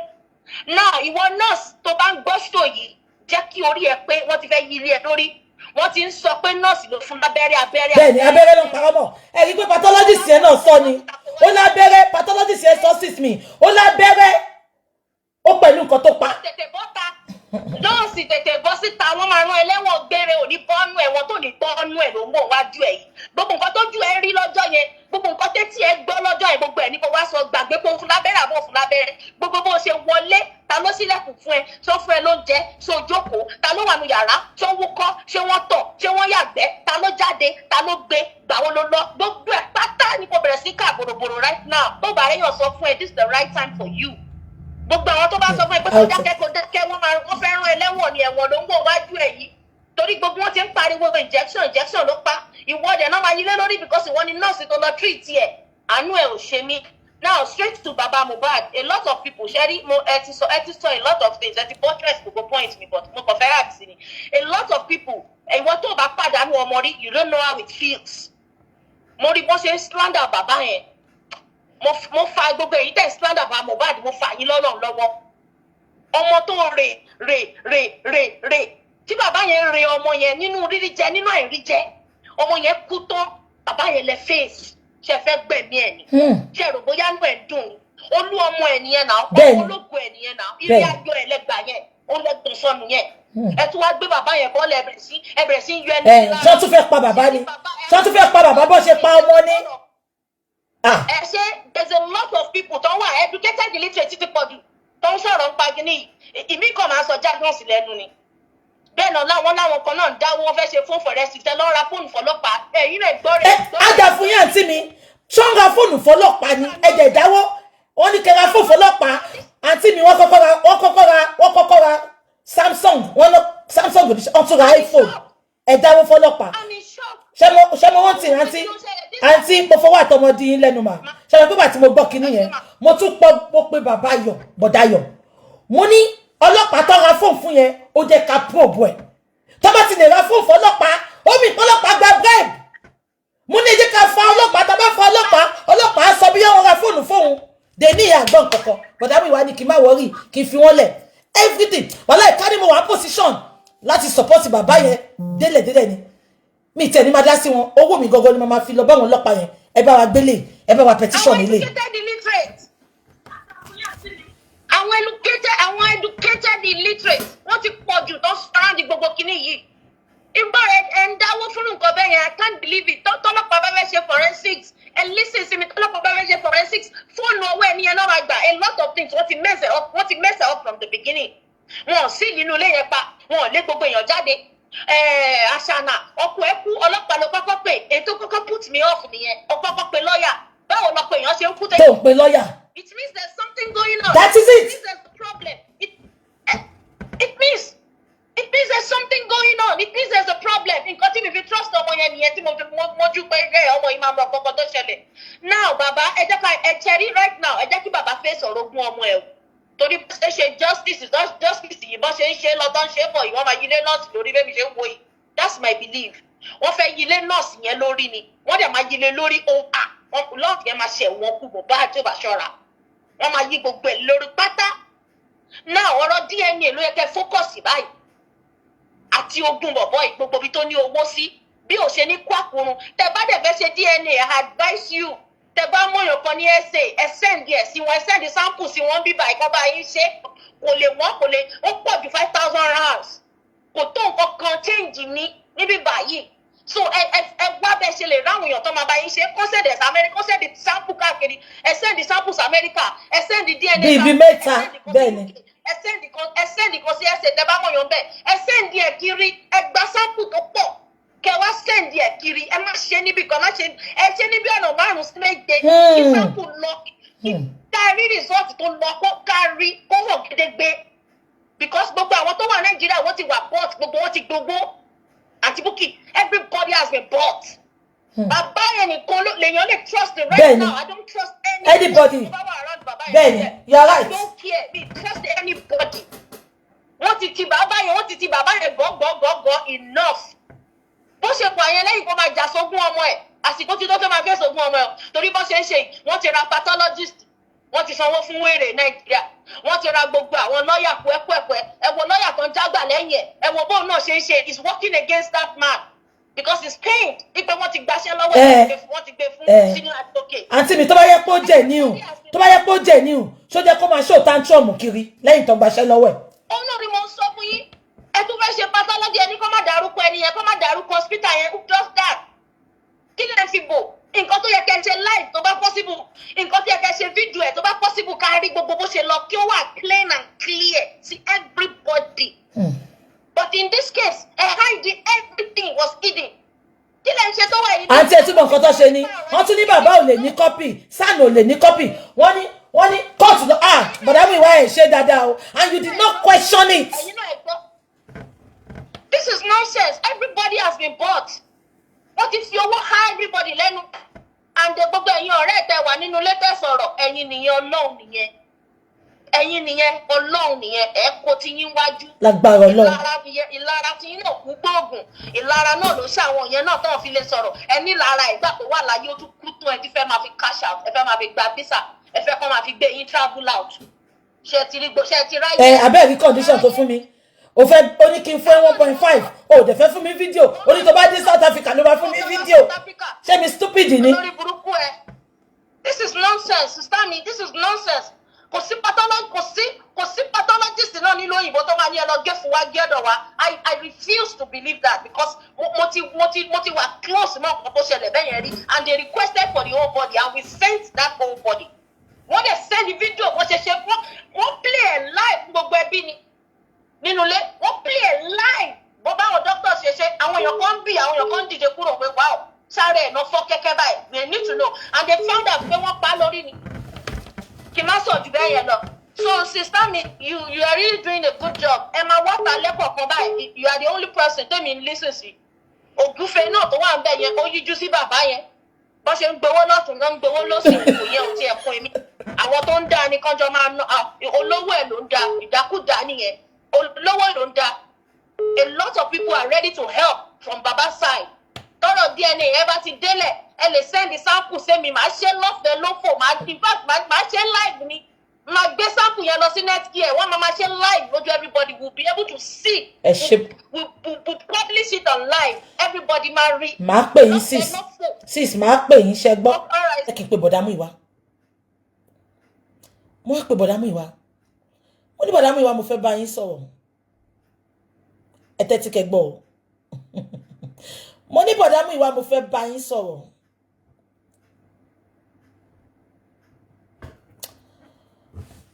mo ní result tó jáde yẹn mo ní kí lẹ rí sí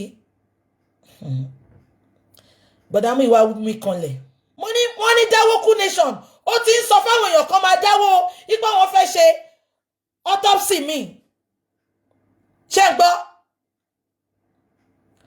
the statement tí bọ̀dá Muyiwa sọ fún mi ni pé kò sí how many autopsy tó lè ṣe the same result ló máa fún wọn ibẹ̀ ni mo ti shock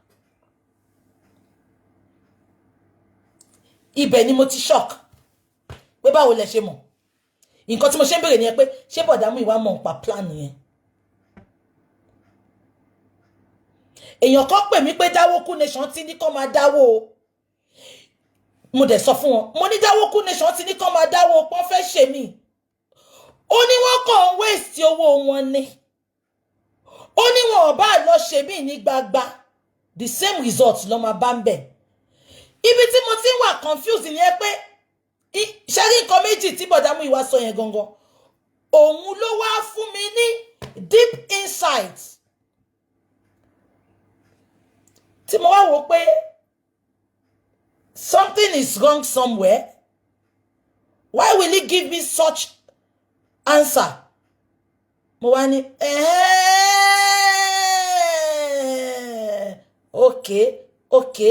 okay so it is two things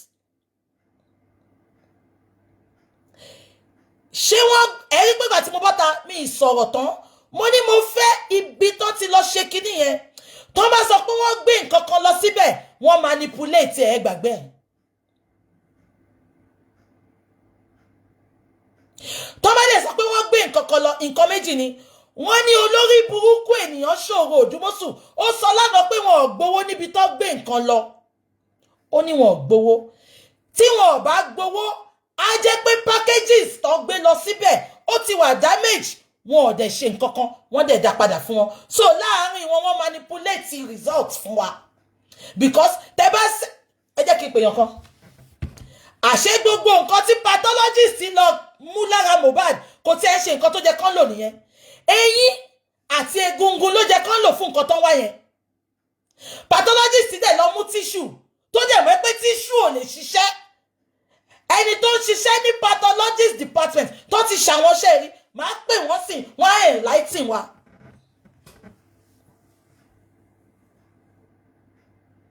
àṣé gbogbo tissue tó náà mú wọn package kò lè ṣe nǹkan kan wọn ò lè rí nǹkan kan bẹ́ẹ̀ ìyẹn tí ò bá ṣe pé fake one gan lọ́gbé lọ.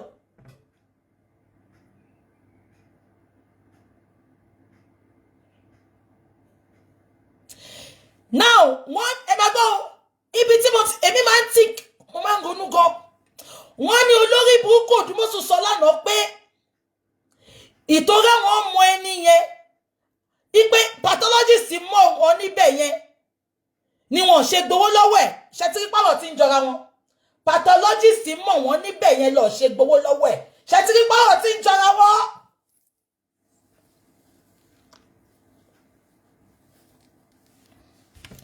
mo fẹ́ pè yàn kan mi ń ṣe nurse sorry mi ń ṣe GP mo fẹ́ pè yàn kan tó bá gbé mo fẹ́ kẹ́ gbọ́ fún ara yín So tí n bá ní mo support pé kí bọ̀dá Muyiwa má dá sọ̀rọ̀ justice for Mohbad mọ́. Èmi máa like kí n mú yàn bíbá.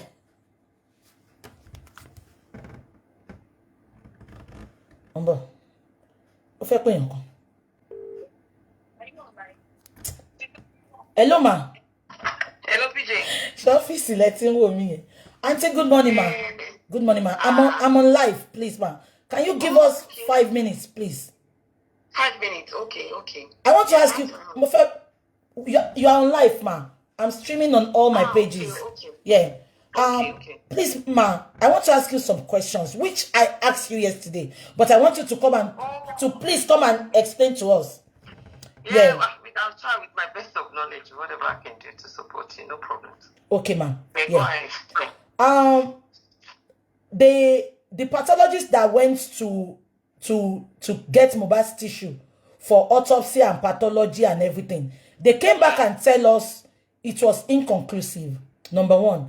And number two, the lawyer that was part of the pathologist said yesterday that where they took the Europe country they took the sample to, they did not collect money from us. Which I asked you some questions yesterday, ma. Please, can you explain to us, ma? Because with your level of intelligence and in the health sector, please, ma, tó bá fẹ́ ṣe irú check bẹ́ẹ̀ yẹn, ma. Kí ló máa wà efficient? Please, ma, tó sọ fún nǹkan tó sọ ńgbà yẹn ṣe ń gbọ́, ma. Ìgbà tó béèrè 60 million, wọ́n kọ́kọ́ fún ní 10 million. 60 million yẹn jẹ́ kí n ṣàlàyé owó tó jẹ́. Ó kúrò láti Ìbàdàn. Hòtẹ́ẹ̀lì tó tún lọ jẹ́ sí, ma. Àwa la sanwó yẹn. Àwọn owó public náà lọ fi sanwó hotel. Wọ́n sanwó hotel. Owó tó gbà ni pé owó pé ó máa mú specimen Mohbad. Òun máa mommy ṣé kí tún já yín sí ma. Wọ́n tún ra, according to them, wọ́n ra package almost 2 point something million. Tó fi package tó fi post ẹ̀. Kò tún yọ́nu 60 million yẹn ma. So owó ṣe pé ó jẹ́ ṣẹ́rí àǹtí mi professional ló fi kó wọn lómi ọbẹ̀ jẹ́. Tẹ́ bá bọ̀ bọ̀dá yọ̀ sọ̀rọ̀. Bọ̀dá yọ̀ ní it's a professional. Were they supposed to then pay the lab separately from that 16 million? Ìyẹn la fẹ́ jẹ́ kó wá ṣàlàyé fún wa sí. But according to àlàyé tí bọ̀dá yọ̀ ṣe fẹ́ mi o. Owó ṣe ní 16 million ló pè fún mi ma. Okay. They said they told you this Ife showing cost 16 million. Now I'm asking question. I wasn't part of this. I didn't understand but this is the question I will ask. You want to carry out this service for us, right? So you're charging 16 million. The 16 million, does this include taking the specimen and the lab testing? No, ma. If they now said no, then people need to start questioning who agreed this kind of agreement, who made this agreement with that man. Because if you told me you're taking the specimen just to take specimen sample is 16 million, which is questionable. You know how much that is in pounds? Do you know how much that is in dollars? To just to take a specimen. Yeah. Right? I'm not being insensitive, I'm just being factual. Yeah, please, man. Go ahead. Was there written anywhere between this man and that the lab will do it for free? Or the lab will charge extra? Because I've not heard that from everything we've been talking about things. The lab, you might charge extra. My belief is the way things are supposed to be done is, as a pathologist, you have agreed to do this job. Whether over lab, whether over transportation, you should have given them that invoice that will cover this as a whole. Rather than saying 60 million to take a sample. What kind of sample? Tissue sample? Blood sample? Then let's ask question. I think you need to start asking question, and I hope you're making notes. That question is, we need to see the agreement between them and the pathologist, because like you said, this is public money. It's a GoFundMe, and they are accountable. They are accountable to the public that contributed the money. Nobody can say otherwise. Everybody involved, including the pathologist, including the solicitor that paid the pathologist, they are accountable. Meaning, let's show where is the invoice. Timani issue. The invoice said we're charging 60 million for the service. If it does not include the lab money, then it should have been noted. I'm a business person, I understand what I'm saying. But at the end of the day, we need also the report, not in what the pathology is called, no. The original lab report will tell you on arrival, the day tí specimen yẹn tí wọ́n receive it, they will tell you exactly what was wrong with the specimen. They will tell you exactly whether they were able to actually use that specimen or not. So that is why I said, inconclusive, yeah, I would love to see the CCC so that I will read it myself. Then we will go and bring an expert. Like I said to you, I will get an expert that would analyze that report to you from A to Z of the report. Yes, we will be online, we will analyze it, then we will see. Do you get? Yes, ma'am. They shouldn't use that fake of the lab did not charge money yet. That one is actually compromised. Or it compromised a lot of things. Why would the lab not charge money? Why? Is it because the lab, somebody paid the lab? Is it because the lab has interest in Mohbad's case? Is it because the lab has affiliates with the pathologists in Nigeria? So if it's a professional, his own license is actually at risk because people will start asking questions. Like, what kind of pathologist are you? How did you transport it? Was it DHL? Was it frozen? Was it like in ice pack? How was it transported? How long? When did you post it? Where is the evidence of the post? Which courier did you use? Is it DHL? Are they actually specialists in transporting specimens? This is Nigeria we're talking about, BJ. And Anthony, can I quickly tell you something, man? The same pathologist, you know, lo she private pathologist for Baba Sylvester Tokunjo say. The same pathologist came back to tell Sylvester's father that the result was inconclusive. In Baba money, come back with good results. No, the same thing. Lotu chef from Mohbad. I don't want to condemn that pathologist. I don't know him, but we can look into him. Once we've got the name now, we will look at what is done. We would ask questions. Like I said, professionals will talk to him. Because we will ask questions and said, okay, where was this happen? How was it transported? The courier you used, how did they do it? How have they done it? Are they specialists in transporting a specimen? How was it transported and arrival to the place? Give us the name of the lab. There's no secrecy in these now. Secret in there. If we know the name of the lab, we can question the lab. Do you know that this kind of thing, it happens that, okay, at the end of the day, you don't need to accept. If you do a test somewhere and they said it's inconclusive or there's question about the report, you're entitled to seek for another place, for it to be taken to another place, for you to seek for a second opinion. It happens a lot in And Auntie, can I quickly ask a question, ma? Is it possible to specimen yet shaking it over the it's lo manje best? Possible. Oh, that's why I said that. It's very, very. Maybe Kimakawa to low kini keja kalunya de gunguluto. Nibi Okogodun. Tabate, you were also on Netflix now. Kelawo crime watch, Kelawo Rishimbe. Okuto ti lo 100 years, great. Tobari Gugu, Tobari, washing. They still do test on it. So that is why I'm saying that there's probability that the way they handle the specimen itself, like I said, I'm not there. I am just saying in my own opinion that it might be the way they handle the specimen before they got it there. The specimen itself was already probably rejected. The way, knowing, especially with this person, open and honest with you guys. There's probability, that's what I'm switching the probability for you, that the specimen was probably rejected in that lab. That was why they did not test it. That was why probably they did not charge them. That's why they didn't pay. Because by the time to buy David, Toma rejects the specimen. Auntie, remember, Toba wa padà sọ fún wa ko reject ẹ. O ma fẹ́ bẹ̀rẹ̀ refund 60 million. Owó dẹ̀ ní fẹ́ kó sílẹ̀.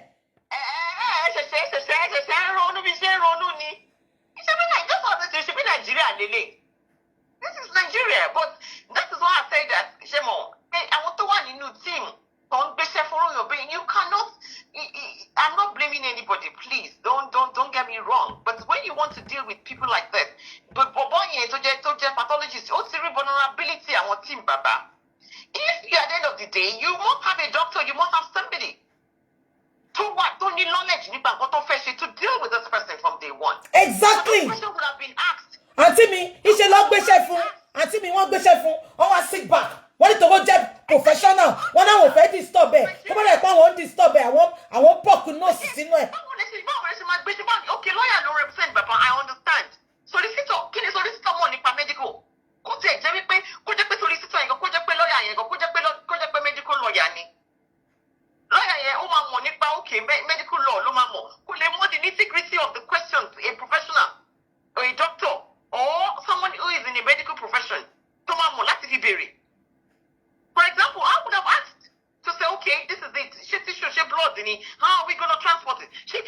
fed Benny, she fed destiny.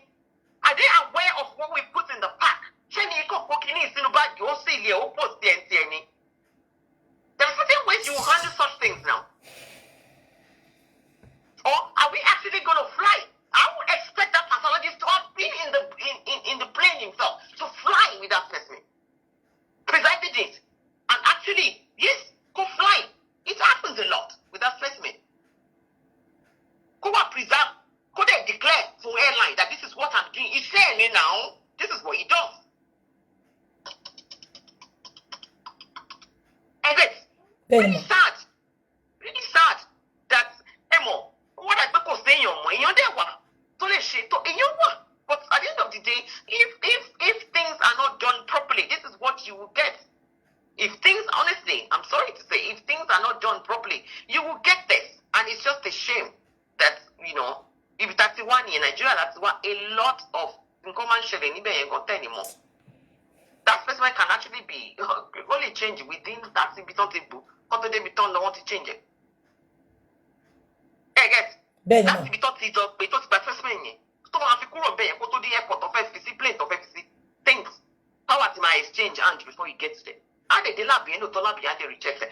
I don't want to say that lab compromised, please, because in any part of Europe, I know because of their license, it's very, very difficult.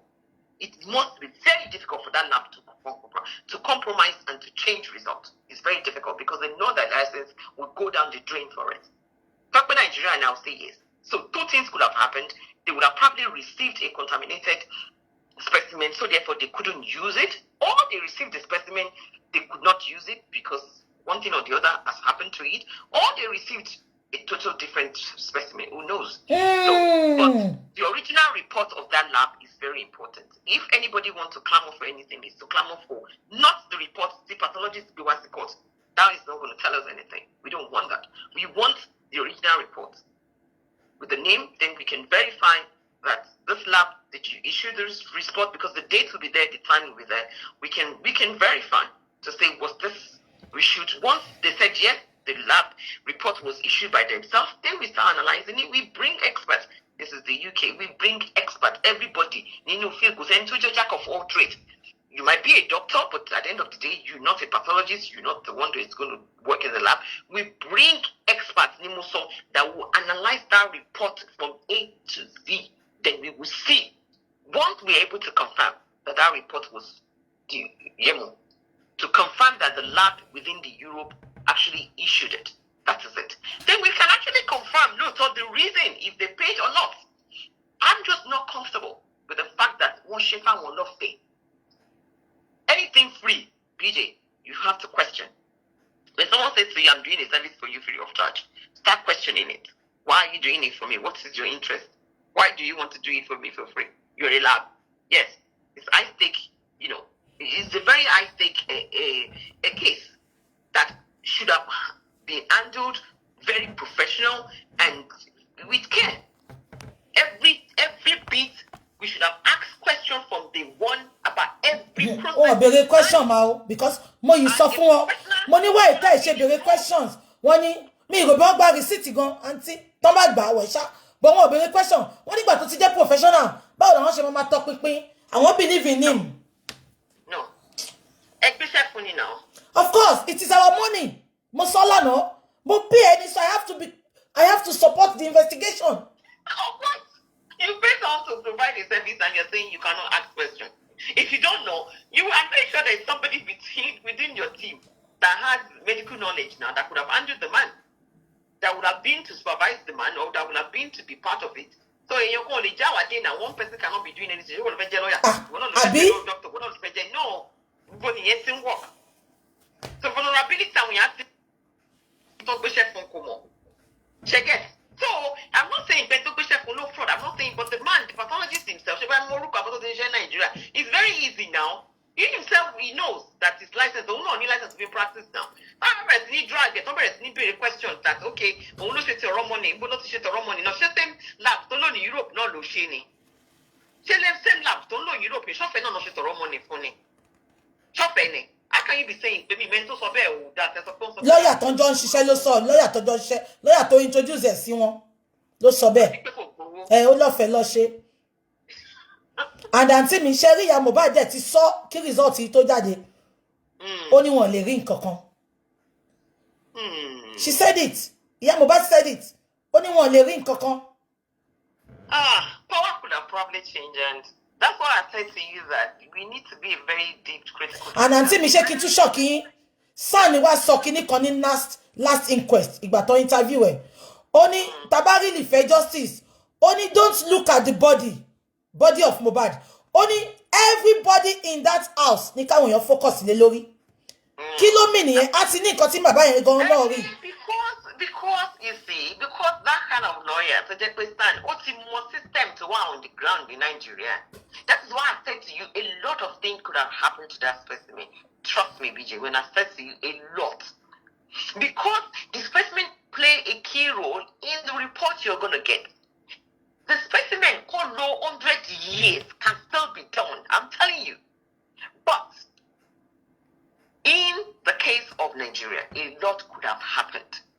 From when that specimen was taken to from the origin of the specimen to the final destination. And honestly, it will have gone through different hands before it's going to get to where it's going. So if you understand what I'm saying, then you understand that I don't want you to worry so much about it, because a lot could have happened. From who is taking the specimen to who is going to transport it to how it was transported to where it's going. But I would not agree that that lab compromised. No,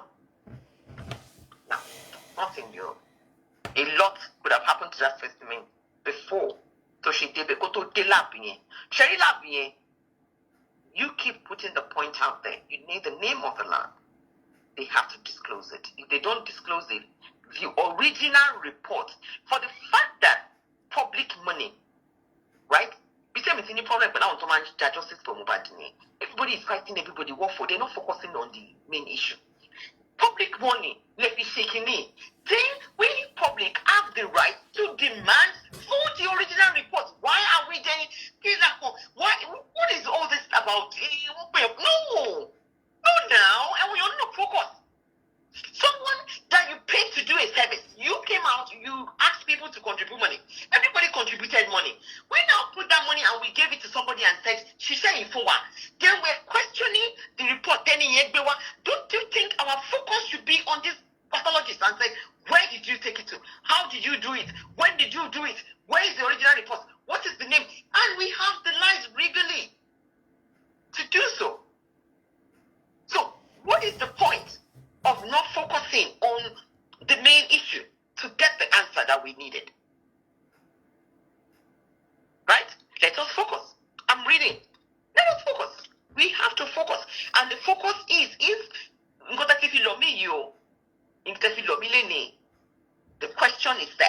And I hope people are taking notes. Yeah, yes, ma'am. The question is there. The main question is, this pathologist, we want to know the process of taking the specimen, the process of transporting it, the name of the lab, then the original report from the lab, not the report, because two reports will come out.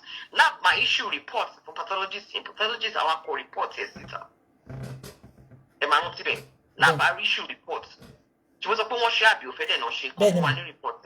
So report originally not a little one present in the court. The focus. I'm not saying we can't your magic religious system, but everybody, I think, at Tawantoni ulterior motive, at Tawantoni good motive. I'm not part of your team, but at the end of the day, I can only give my expert opinion on what I know. And when it comes to medical issues, like I said, I run a private practice here, and I do lots of private tests, and I do lots of specimen. I do lots of to lab. I deal with lots of different labs within UK itself that they're private, and I've worked in NHS, and I can tell you for free that something does not make sense when somebody just come out and say they couldn't, inconclusive, they can't find what after many years.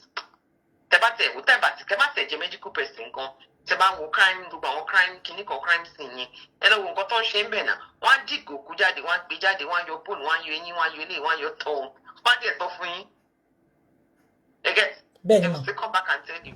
So, duration, also be the preservation of where Nàìjíríà níbi tí tọ́lọ́gbé wà kọ́lọ́n kó bá fọ̀rọ̀ Mohbad níbi tó wà bí abọ́ yẹn preserve it, they might not want to preserve it.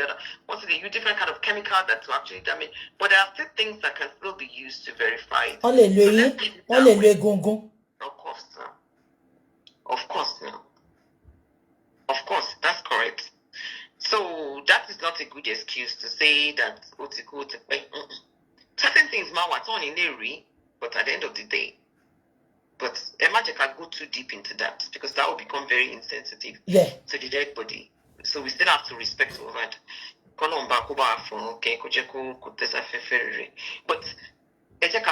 focus, imagine I deviate. So those questions we need to ask. Okay. I understand. Yes, I know you're doing your best. But once we're able to get the original report, we will come back with an expert. Like I said, expert from the UK, with myself, that will look at that and we will analyze it one by one. I foresee where then we'll go through it. We'll tell you what is there. Kilele mean. But yes, stay focused. Okay, we have ma. to stay focused. Okay, ma. Collectively, we all say thank you, ma. God bless you, ma. Jehovah, we honor you, ma. We appreciate your time, ma, because I know you are very busy. We appreciate you, ma. Thank you, ma. Bye-bye, ma. All right, darling. Okay, bye. Ìjọ Friday. Ìgbà tó sọ pé fẹ́ ṣe autopsy tí mo bá wọn bọ́ta béèrè owó. Mo ti sọ fún yín mi ò kí ń tọpinpin. Because tí n bá tọpinpin jù náà, wọ́n á ní nǹkan tó ṣẹlẹ̀ ó Bukky ló gbé síta. Wọ́n fẹ́ sọ̀rọ̀ fún mi. Ebi ò dẹ̀ ní kó sọ̀rọ̀ fún mi. Bàbá Mohbad ti wà ńbẹ̀. Bọ̀dá Muyiwa tí mo feel pé is intelligent, is educated. Ó ti wà ńbẹ̀ kí mo ti fẹ́ máa ṣe. All what I'm doing is solicit and can analyze nǹkan tó bá ṣẹlẹ̀. Ṣé màmá pè wọ́n pé ó yẹ sọ fún mi kí lẹ ti sọ. No, I don't do that.